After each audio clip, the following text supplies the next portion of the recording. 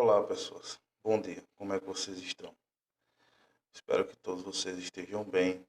Ah, Vamos continuar com as nossas aulas, né? Segunda-feira tivemos uma prova aí um pouco inusitada, né? Com os resultados bem diferentes, assim, mas foi uma prova legal. Mas, no entanto, eu gostaria de falar com vocês sobre essa prova em outro momento. Agora eu quero dar continuidade ao nossos assuntos, nosso tema. A gente saiu aí da Primeira Guerra Mundial, estamos estudando Entre Guerras, e aí é um períodozinho que eu vou finalizar esse capítulo já para a gente entrar em Segunda Guerra Mundial, que é a ascensão dos regimes totalitários. A gente viu a Grande Depressão de 29, né, o New Deal, ou seja, o novo acordo, enfim, e outras perspectivas desse momento da entreguerra, mas eu gostaria de falar agora sobre a ascensão dos regimes totalitários. A saber, dois grandes regimes totalitários. O regime fascista italiano, organizado por Benito Mussolini, e o regime nazista, organizado por Adolf Hitler.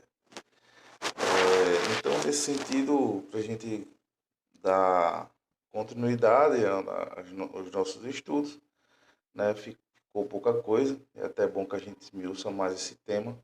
Para a gente estar continuando nossos estudos, vamos começar aí fazendo uma breve introdução.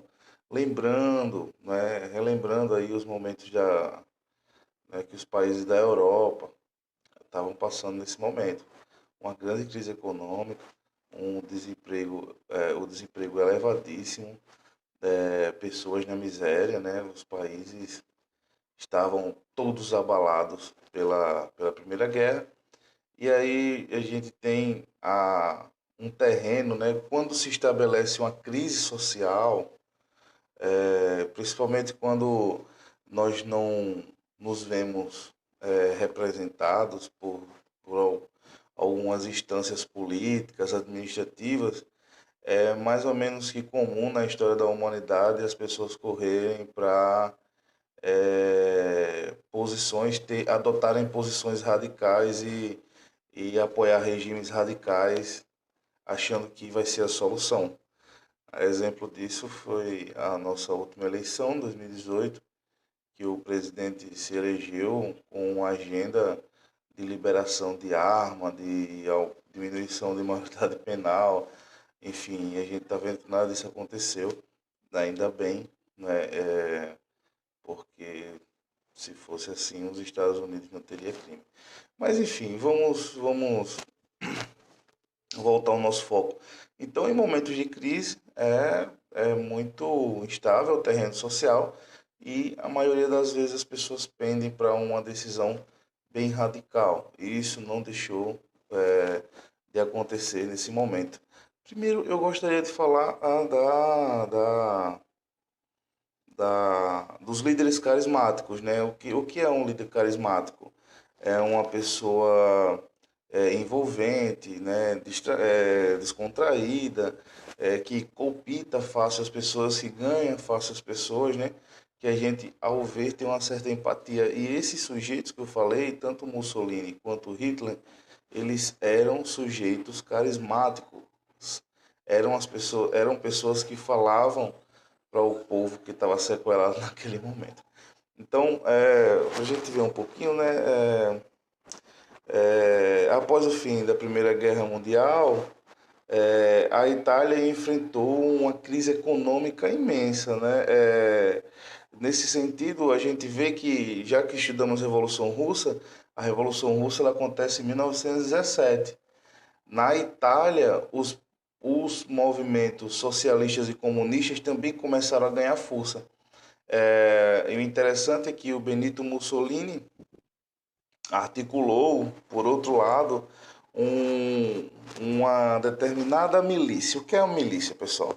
Milícia é um grupo de cidadãos que não são militares da polícia, do exército, que não são militares. Vejam bem, milícia é um grupo de cidadãos que não são militares de nenhuma força e que andam fortemente armados. Então, Mussolini juntou esse grupo, né, de milicianos em 1919, e aí começa a ter um movimento forte na Itália, que é o movimento que a gente vai ver agora a partir de Mussolini e esse então, pessoal, falando do Mussolini e da sua milícia armada. Em 1919, Mussolini organizou essa milícia, que era mais ou menos uma tropa particular. Em 1921, ela passou a ser o Partido Fascista Italiano. Em 1922, perdão, ele fez uma imensa marcha sobre Roma, que chamou a atenção do então monarca da Itália, o Vittorio Emanuele III, que se aliou facilmente aí aos fascistas. E o Mussolini ganhou o cargo de primeiro-ministro. Né? Ganhando o cargo de primeiro-ministro, o Mussolini implantou uma ditadura, né? Uma ditadura que veio com uma certa propaganda, uma apologia ao regime, também veio com uma censura, né? Censura, liberdade de imprensa e uma forte violência também, que é bem característico desses movimentos totalitários. Pois bem, essa é a pequena passagem pelo, pelo movimento totalitário fascista italiano. A situação da Alemanha também não é tão diferente. Além do desemprego, a Alemanha saiu extremamente derrotada da Primeira Guerra, como vocês viram. Foi assinado um tratado, o Tratado de Versalhes, que proibia o desenvolvimento de armas, o desenvolvimento armamentista, reduzia a tropa para 100 mil homens apenas, e também o Estado alemão estava quebrado, né? Tinha perdido territórios, etc. E isso deu espaço para o surgimento do Hitler também, porque a Alemanha estava esfacelada. Né? O discurso do Hitler é de recuperação, da expansão nacional, ou seja, de uma certa vingança do que tinha acontecido lá no final da guerra, em 19, né? Ficaram meio ressentidos porque a culpa da Primeira Guerra ter acontecido caiu todo nas costas da Alemanha. Pois bem, em 1919, Hitler, né, um ex-soldado, combateu aí na Primeira Guerra, se junta ao Partido dos Trabalhadores Alemães, que depois vai se tornar, né, o Partido Nazista, né, e que esse Partido Nazista ele vai ser caracterizado, né, justamente pelo que eu falei, pelo um nacionalismo exacerbado, uma visão expansionista dos territórios alemães e uma visão racista muito forte. Uma visão xenofóbica, ou seja, de ódio ao que é de fora, de ódio ao que não é nosso. Né? Estou falando de pessoas, de imigrantes. E o antissemitismo, que é justamente a intolerância aos judeus. Então, o movimento do Hitler, do nazismo, quer dizer, os elementos aí que Hitler desenvolve na sua teoria, são esses, né? E o interessante é que, antes disso, em 1923, Hitler tentou dar um golpe, não conseguiu, foi preso e escreveu Mein Kampf, né? A Minha Luta, para o português. É uma palhaçada no meu ponto de vista, mas aí é uma outra questão. Mas enfim, desde 24 a economia alemã, dê licença que eu vou ler ligeirinho, né? Então, desde 1924 a economia alemã vinha se recuperando, mas a crise econômica de 29, ou seja, lá dos Estados Unidos, gerou graves problemas, elevando o desemprego que chegou a níveis alarmantes.